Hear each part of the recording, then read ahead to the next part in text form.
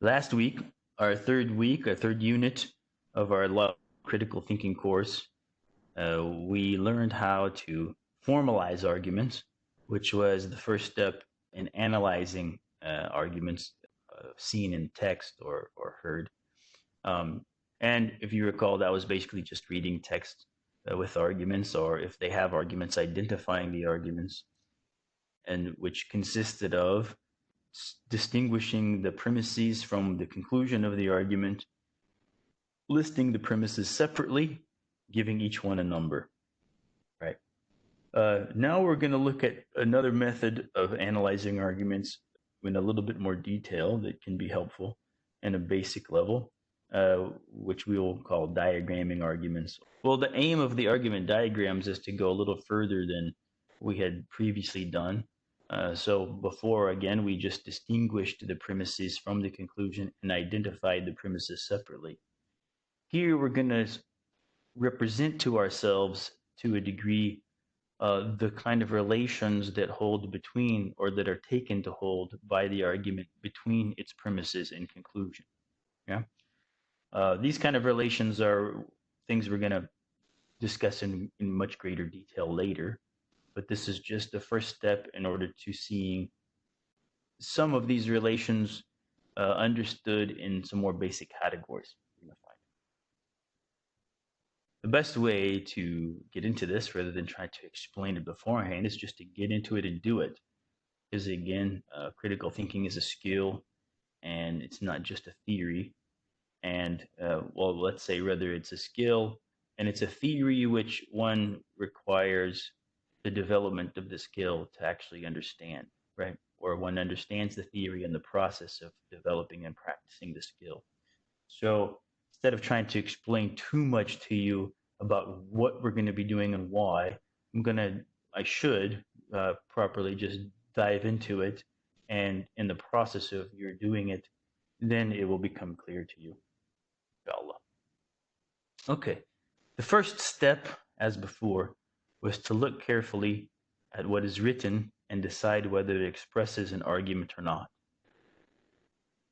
Remember that if it is an argument, if there is an argument there, then it has at least one reason given for a conclusion. Yeah? If there's no reason given to believe what the text actually is saying, then there's no argument. So if there is a reason given, then there's an argument, and that means we have at least two propositions, a premise and a conclusion. And here I'm saying we place premises around each proposition used in the reasoning and number them sequentially, right? If you had already formalized the argument and listed the premises separately, giving them a number, then you've already done that part in a much clearer way, because, of course, it's going to be much easier to see what the premises are when they're listed out separately rather than when they are just sort of parenthesized in the text. Here, we'll start with this example. First, we ask, is there an argument here? The United States of America is now in an economic recession. It is likely that the rest of the world will be affected economically. We have two propositions. The United States of America is now in an economic recession. And second proposition, it is likely that the rest of the world will be affected economically. And the question is one of these propositions given to express a reason for believing the other? Well, if we say yes, then we can use this symbol, the inference arrow, to indicate that one proposition is given as a reason to believe the other, and to indicate which one is given as the reason, which one is the premise, and which one is the conclusion. There's our arrow, just a downward arrow, right? It shows the direction of inference from a premise to a conclusion. Yeah, because remember, it's a one-directional relationship. A premise is a reason to believe a conclusion. If a premise is a reason to believe a conclusion, then the conclusion cannot also be a reason to believe the premise. That's what we call circular reasoning. So an inference arrow is always going to be in one direction.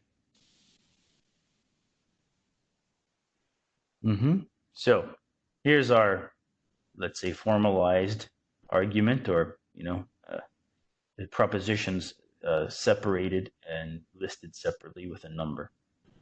The United States of America is now in an economic recession, and then 2, it's likely that the rest of the world will be affected economically. So we simply will diagram that argument to that inference in this way. Yeah. Here we're taking it to be the case that the fact that the United States of America is in an economic recession is the reason to believe that it's likely that the rest of the world will be affected economically. So our inference is from 1 to 2, and the inference arrow indicates that. Okay. We discussed earlier something about indicator words, and sometimes the direction of inference is indicated by a word that has that function, the word that functions to indicate that there is a logical relation between 2 propositions. Different kinds of words are used to do this. For example, therefore, so, because, thus, consequently, so forth. And the indicator word can help you know that a proposition is a conclusion or a premise. Okay, examples of indicator word use. The United States of America is now in an economic recession. Therefore, it is likely that the rest of the world will be affected economically. The United States of America is now in an economic recession. It is therefore likely that the rest of the world will be affected economically. Same logical relation is indicated here. It's just difference in expression, right? Because the United States of America is now in an economic recession, it is likely that the rest of the world will be affected economically. It is likely that the rest of the world will be affected economically because the United States of America is now in an economic recession. All these are ways of expressing the same argument, right? Only we've changed the order of the words, the order of expression. As I said before, we have to remember that the order of logic and the order of expression can differ. And in order to actually ascertain the order of logic and an argument that's expressed, we have to be able to look through the words as if the words are a telescope, right? With the ideas which the words are signifying, rather than looking at the words and just at the order of the words. Okay?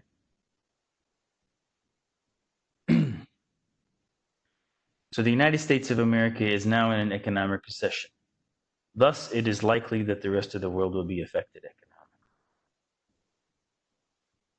Since the United States of America is now in an economic recession, it is likely that the rest of the world will be affected economically. All these are just more examples of indicator words. Okay, now we get to the heart of our issue. At this level of analyzing arguments, at this level of diagramming them, we're just going to categorize the logical relations between premises and conclusions in 4 different categories. Okay, the first is the serial. That's when one premise leads to one conclusion, right? Secondly, the divergent argument is where one premise leads to 2 different conclusions. Then there are the linked arguments. That is when the combination of 2 premises, or you should really say the combination of 2 or more premises, leads to a conclusion. And then the convergent argument, 2 premises independently of each other lead to a conclusion. Okay. Now all this is really very, very simple except for the case of 3 and 4 and understanding the difference between 3 and 4. Right. So let's just review that. In the serial argument, one premise leads to one conclusion, right?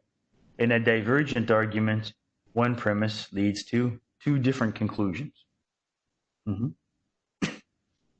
In the linked argument, the combination of two premises, combination of two or more premises, leads to a conclusion.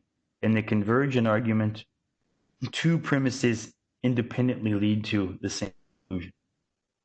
The difference between the linked and the convergent argument is simply this.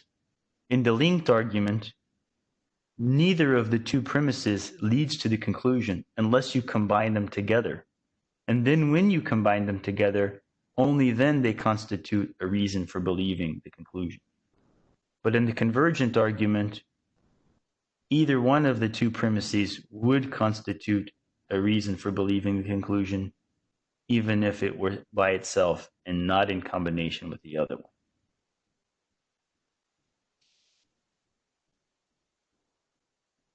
All right, so let's look at these in detail, and we'll give examples. The case of serial reasoning was when a single reason is given for a conclusion. So here's the argument that we had just shown. The United States of America is now in an economic recession, so it is likely that the rest of the world will be affected economically. That's an example of a serial reason. 1-to-1. Okay, that's simple enough. Well, I guess it's not simple enough because I'm going to give you another example. Fionnuala is wearing earrings. Therefore, she is wearing some jewelry. This means that she has some disposable income to spend on luxuries. Here's an example of serial reasoning where we have, right, more than one step. Premise 1 leads to 2, and 2 leads to 3, and that's a serial reason. That's a serial argument. Remember, we had previously discussed complex arguments, and we defined a complex argument as one in which the conclusion also serves as a premise leading to another conclusion, right? That's to say it's a combination of more than one inference. So we have here a combination of more than one inference. In this case, one premise that Fionnuala is wearing earrings leads to a conclusion that she is wearing some jewelry, and that leads to the conclusion that she has some disposable income to spend on luxury.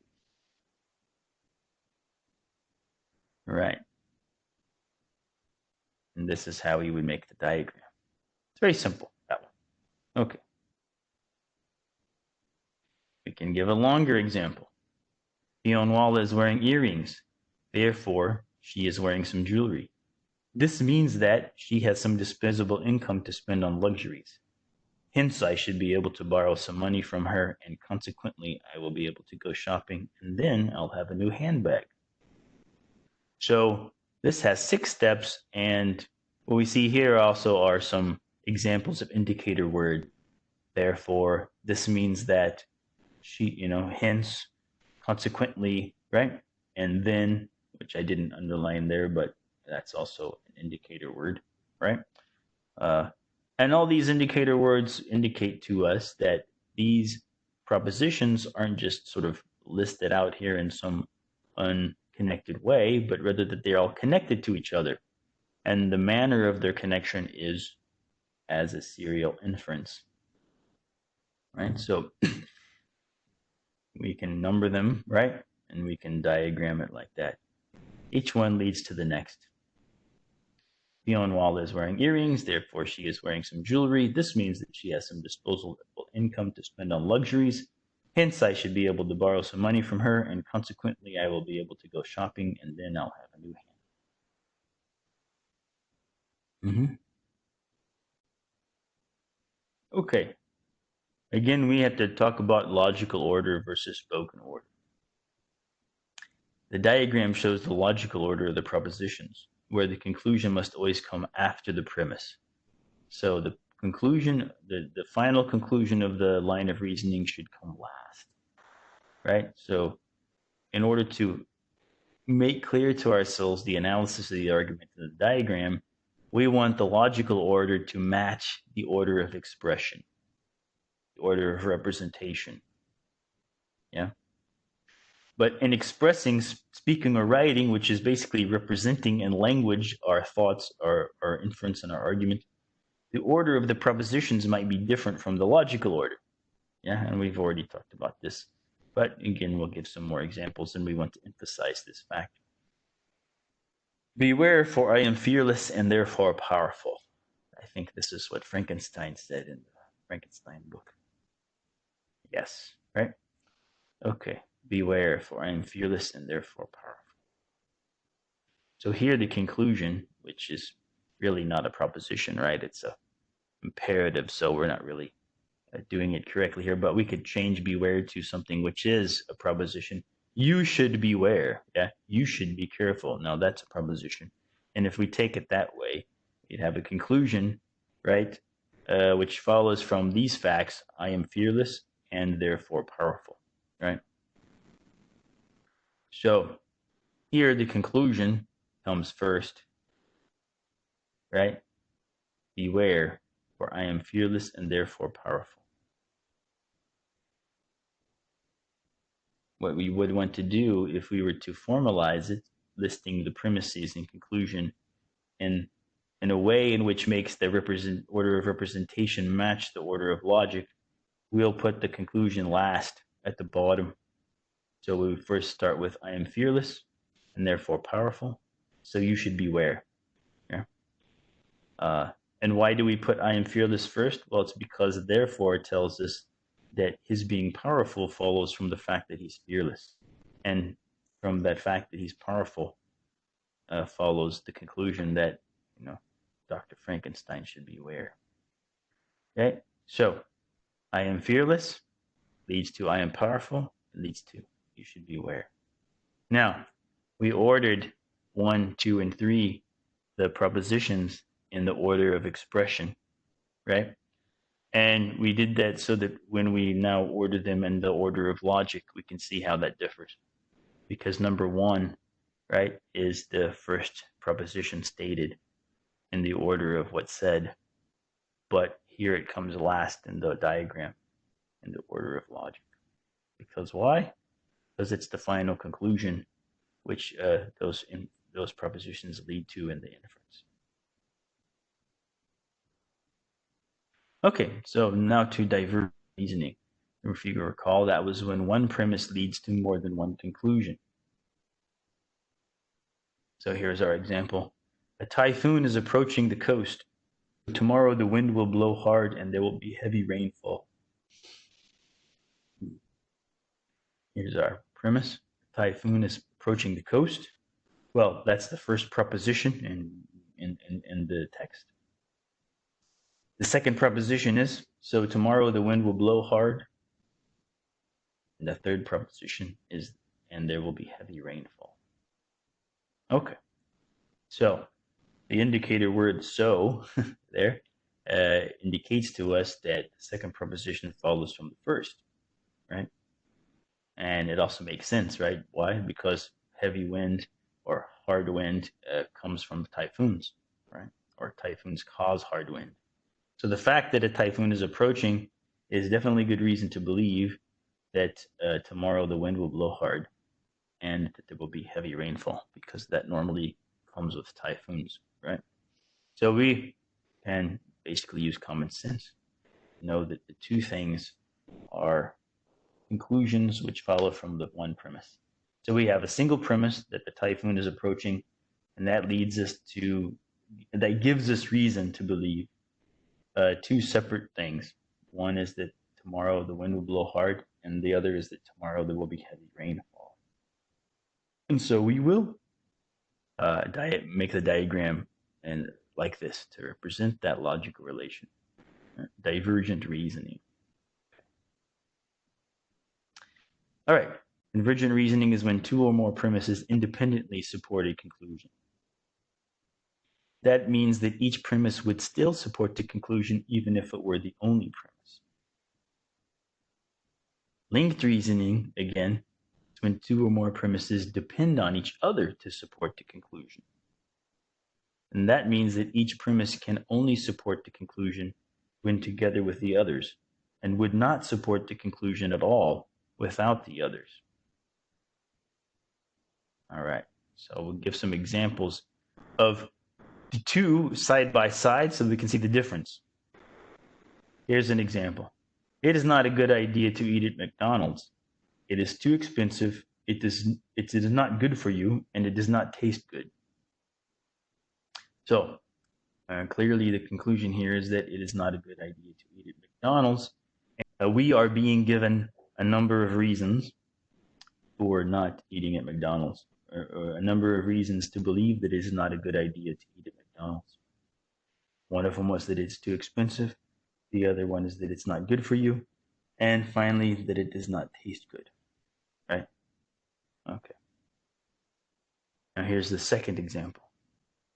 Orangutan only live in Southeast Asia, and Ali has gone to study their natural habitat. So Ali has gone to Southeast Asia. Now here we have the premise first, right? Orangutan only live in Southeast Asia. Ali has gone to study their natural habitat. So Ali has gone to Southeast Asia. All right. So you can see there's a difference between these two. Right? If we were to take off the fact that McDonald's does not taste good, for example, let's say somebody says, well, I think it tastes good, and that's all a matter of opinion anyway. And so for me, it tastes good, and so that reason goes away. The fact that it's too expensive would still be a reason not to eat there, right? And the fact that it's not good for you would also still be a reason not to. It may be the case that it tastes so good that the reasons that it's a good idea to eat at McDonald's outweigh the reasons that it's not a good idea to eat at McDonald's. But it would still be the case that the reasons for not eating at McDonald's will be reasons. They'll just be outweighed by the reason to eat there, right? That it's just so delicious, right? However, in the second case here, right, we have a different case. The orangutan only live in Southeast Asia, and Ali has gone to their natural habitat. Those two together give us reason to believe that Ali has gone to Southeast Asia. Yeah. Now, if we were to remove one of the premises, for example, let's say it's not the case that orangutan only live in Southeast Asia, then the fact that Ali has gone to study the natural habitat of orangutan doesn't really give us any reason to believe that he has gone to Southeast Asia. Because if orangutan lived everywhere in the world, then that means, as far as we know, Ali could have gone anywhere. Yeah. Likewise, if we only know that orangutan only live in Southeast Asia, but we don't know that Ali has gone to study their natural habitat, then we don't have any reason to believe that Ali has gone to Southeast Asia. The simple fact that orangutan live there by itself doesn't give us reason to believe that he's gone to Southeast Asia without also knowing that he's gone to study their natural habitat. So these two premises only form a reason for believing the conclusion, right, together when combination. But each one by itself is not related in any way to the conclusion. Okay. So again, this illustrates what I had just said. Right. Okay. If I now just took one of these reasons by itself, for example, that McDonald's does not taste good, that by itself will be a reason that it's not a good idea to eat at McDonald's. So in that case, the argument, when it gives, three premises, each one of them being by itself a reason not to eat at McDonald's, right, which sort of combine to form a heavier reason, or let's say a more powerful set of reasons not to eat there in combination, then it's convergent. The whole key here is, then what lies in the question, right? If we take one of those premises by itself, would it still be some reason for believing the conclusion? If the answer is yes, then it's convergent. And then in the other case, that's not so, right? Orangutan only live in Southeast Asia. Ali has gone to study their natural habitat. Therefore, Ali has gone to Southeast Asia. If we just take one by itself, orangutan only live in Southeast Asia.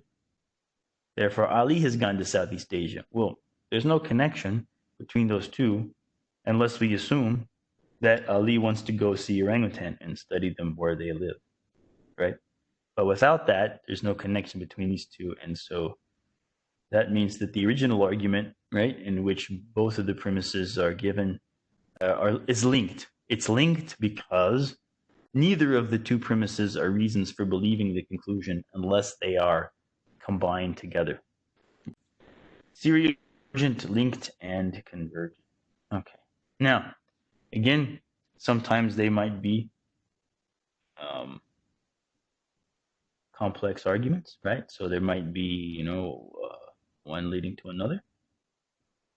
Yeah, a conclusion which in turn becomes a premise. Here, each of these is a conclusion which becomes a premise leading to the next and to the sixth one. It can be like that, right? That can be the case not only with the serial arguments, but it can be the case with the linked arguments as well, for example. Yeah. So 1 plus 2 might lead to 3, and 3 plus 4 might lead to 5, in which case you would just put a plus, 4 next to the 3, and then another line, and then under that an arrow leading to 5. Yeah. Likewise with the others. And if you look at how we've represented these, you will be able to, deduce how you would diagram the complex arguments. Yeah. So, for example, you can have a serial inference, that leads to a linked argument, and so forth. So, take our serial one here on the left, 1 to 2, and then it might be the case that 2 plus 3 leads to 4, and that 4 then leads to separately 5 and 6 in a divergent inference, right? So it can these can combine in any number of ways. Now that you know the basic way of representing it, and you know what is being represented, you will be able to use this method of diagramming any kind of argument that you read. You just need some practice, and that's what the exercises will be for. In the next little video, we will go through some examples so that you will have a head start on doing the exercises and developing this skill. Now, remember again, the skill is not just for the purpose of writing down the numbers and the arrows in the right way, but rather these indications, these symbols, these ways of indicating the logical relations are merely tools for representing and making clear to ourselves what the logical relations are. And therefore, the point of this is to be able to exercise and strengthen your ability to perceive and comprehend and analyze these logical relations when you actually confront them in the course of your life, reading, listening, and basically encountering arguments and lines of reasoning in your day-to-day life, in your scholarly life, in any aspect of your life. Okay, maybe I should just stop here and invite you to the next video to look at the examples, go through the examples, and then get you started on the exercises. Okay, enjoy.